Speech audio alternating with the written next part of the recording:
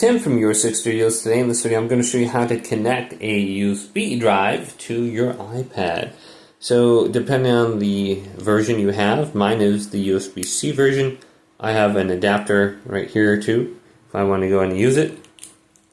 Right here. So figure out how to get this onto your computer. I'm using an OTG adapter. And then just plug it in where the tablet charges. So let's do that now. Now sometimes if you have a case on there, it's not going to connect all the way. So that's why I use this end right here, because it's a little bit longer.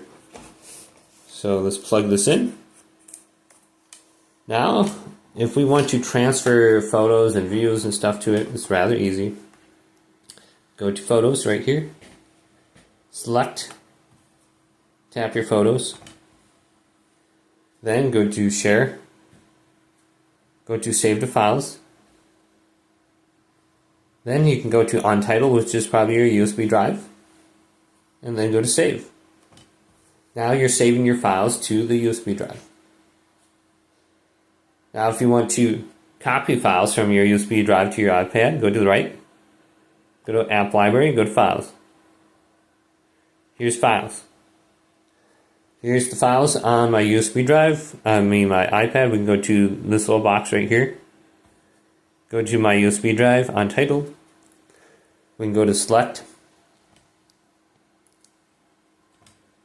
Select. Now we can do the same thing, but we want to go to the check mark. So we have these selected. Just make sure they're selected. I don't think that was working right there, so let's go to Select.